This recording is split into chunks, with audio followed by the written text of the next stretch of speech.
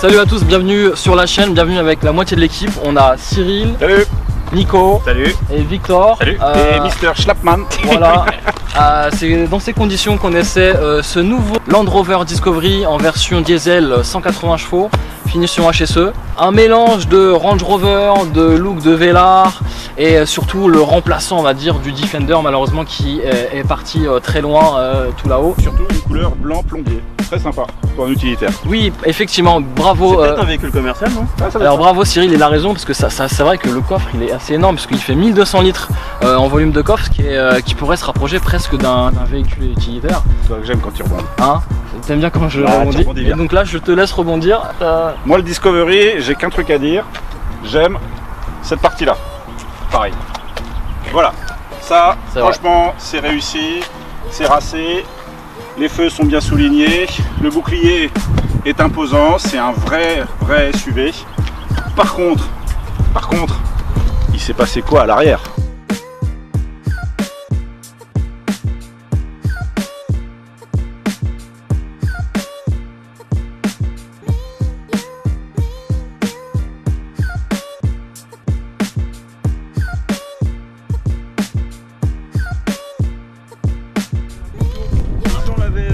Étiré. Et là, il y a Et là, on est sur l'arrière.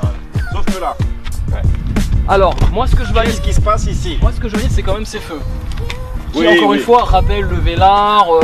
La nouvelle signature Land Rover. Voilà, il y a une cohérence au niveau du design. Ensuite, effectivement, Là, ils ont mangé un Velar. voilà, il est toujours sur l'aspect cubique qu'on peut avoir d'un Discovery. Mais après, ouais, effectivement. Pour moi, il y a une disproportion entre l'avant et l'arrière. On a un avant qui est racé, qui est franchement proche du Velar, très sportif. et on a un arrière Très qui massif. est massif. C'est pas parce que c'est massif que c'est moche, mais là c'est massif et en plus c'est disproportionné. Vous voyez par exemple cet espace ici, je vois pas l'intérêt. Je vois pas l'intérêt d'avoir une ligne de caisse aussi haute à ce niveau-là. Alors l'intérêt il est là. Alors outre la plaque déportée fidèle au Discovery, l'intérêt, Cyril, c'est ça en fait, c'est le volume. C'est le volume de chargement. Clairement, là tu peux embarquer. Je suis d'accord avec toi, je te parle de la ligne de caisse.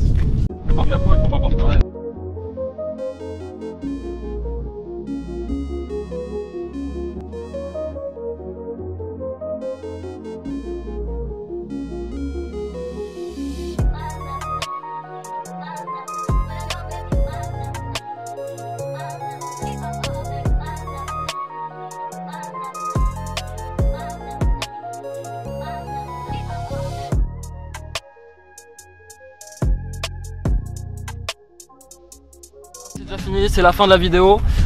J'espère que ça vous a plu. Juste pour conclure sur ce Discovery, il y a une vraie montée en gamme, il est confortable, avec 7 vraies places et surtout voilà, on dirait il y a des rappels avec le Velar, le Range Rover, donc une belle nouvelle identité, même si effectivement il peut perdre par rapport à l'ancien Discovery. Confortable, familial, technologique et surtout haut de gamme, et surtout encore une fois l'ADN de Land Rover et de Range Rover, c'est les qualités de franchissement qui sont on va dire dans le haut du classement et qui j'ai envie de dire surclassent la concurrence. Voilà, donc messieurs, je sais pas si vous avez quelque chose à dire par rapport à ce...